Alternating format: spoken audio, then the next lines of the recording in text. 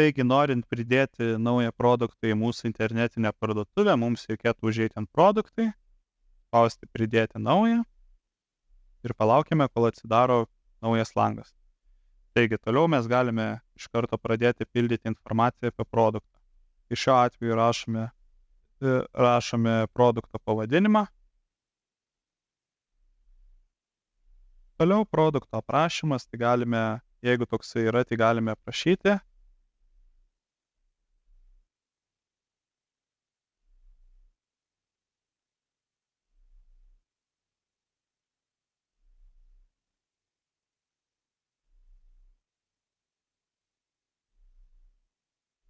Čia galime prirašyti daug, galime pabrėžti, paboldinti,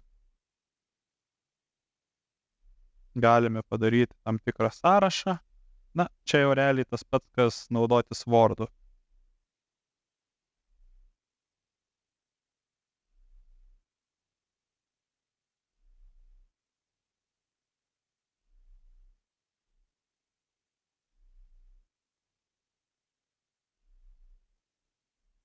Toliau einame ir matome, kad turime produkto duomenis.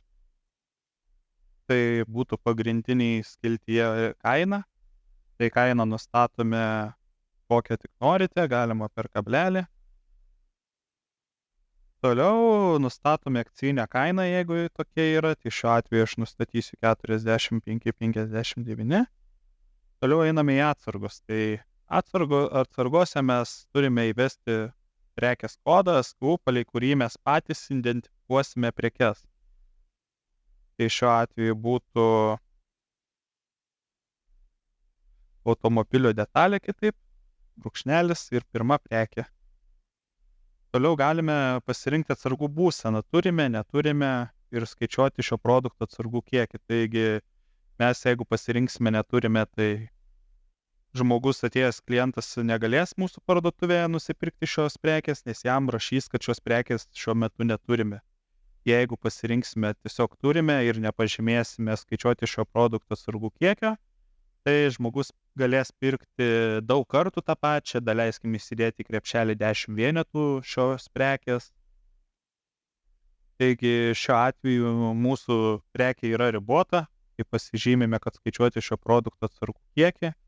Ir mes šios prekės turime tik 5 vienetus, taigi taip ir įrašome. Toliau einame į pristatymas. Turime prekės svorį. Reikia būtinai rašyti kilogramais, tai šiuo atveju, jeigu jūsų prekės sveria 800 gramų, tai rašome 0,8. Toliau matmenys centimetrais.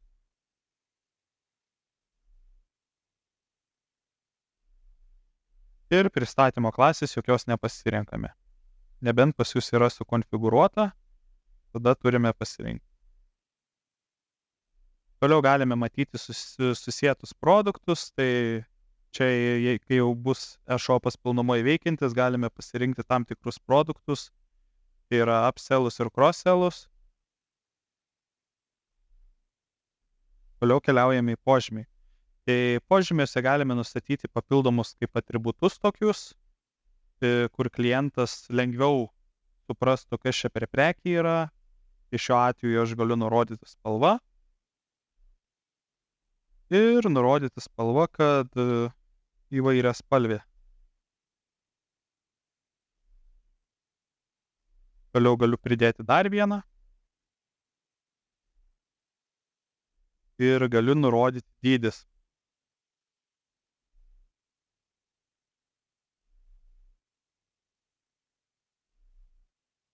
Arba nebūtinai dydis, o gali būti angos dydis.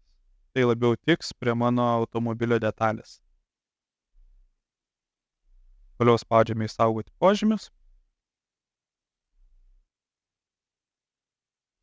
Ir daugiau nieko mums nereikia. Čia galime užėję papildomą įjungti atsiliepimus. Jeigu nenorite šiai prekiai įrodyti atsiliepimų, kad žmogus negalėtų įrašyti to pačiu tai prekiai atsiliepimų, tai mums reikėtų tiesiog atžymėti tai. Toliau matome trumpas produkto aprašymas. Taigi, trumpas produkto aprašymas būtų, daleiskim, 2 sakiniai, bendrai apibūdinantis visą prekę, arba paimta tiesiog dalis iš čia ir įklijuota čia. Čia šitas irgi galioja ne visoms parduotuvėms, nes kai kurios parduotuvės neatvaizduoja trumpą aprašymą, tačiau jeigu jūsų parduotuvė atvaizduoja trumpą aprašymą, tai mums reikėtų tai užsipildyti. Toliau, kai tai padarome, grįžtame atgal į viršų ir matome produkto nuotrauką. Tai yra nustatyti produkto nuotrauką. Spaudžiame šią nuorodą ir įsikeliame mūsų suspaustus, paruoštus įkelti failus. Taigi aš jau turiu suspaustus, sumažintas nuotraukas, paruoštas įkelti. Taigi aš, jeigu turite kelias nuotraukas, tai galime iš karto pasižymėti visas ir jas įkelti. Norėčiau pabrėžti, kad dabar mes keliame tik tai pagrindinę nuotrauką, kurie atsivaizduos visur pati pirma. Tai reiškia, atsivaizduos mūsų parduotuvės puslapyje pati pirma, atsivaizduos vidinėme prekės puslapyje pati pirma. Tai mes ją galime pasirinkti tik vieną. Šiuo atveju aš pasirinksiu gražiausią, neutraliausią nuotrauką. Spaudžiu nustatyti produkto nuotrauką.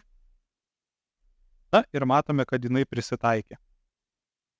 Kartais būna, kad jeigu nuotrauka užima daug, jinai būna nesuspausta, nesukompresinta, nesumažinta, tai čia ilgiau kraunas. Tai neįsigaskite ir palaukite, kol užsikraus. Taip, jeigu paskelbsite, ji neužsidės.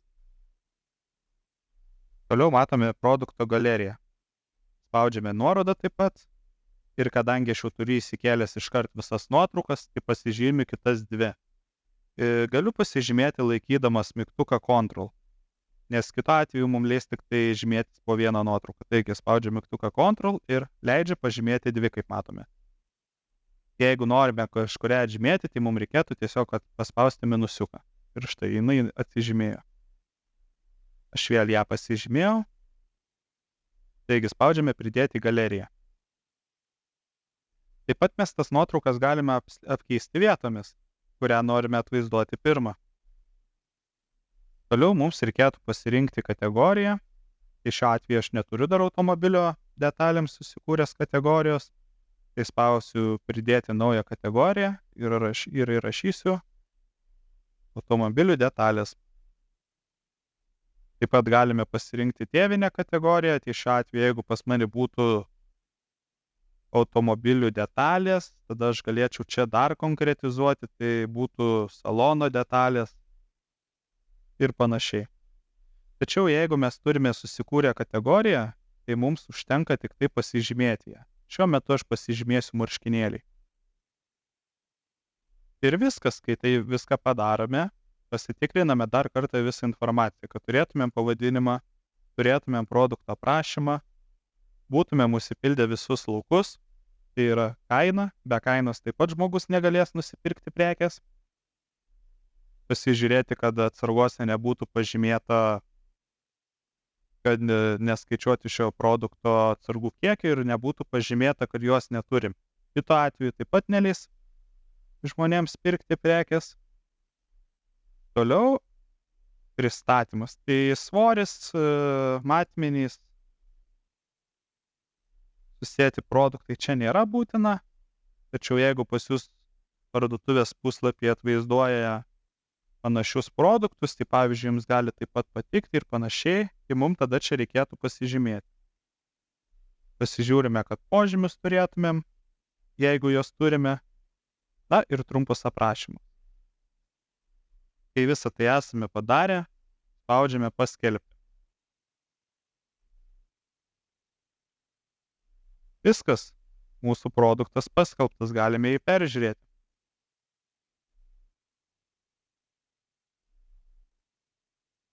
Na ir štai matome, kaip gražiai įsikėlė mūsų produktas.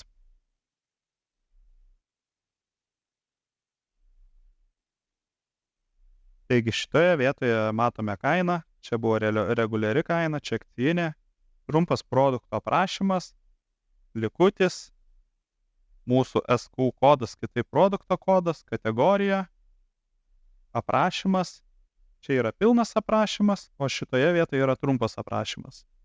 Na ir prie papildomos informacijos matome svorį, išmatavimus ir 2 atributus, tai spalva ir angos dydis. Tai tiek.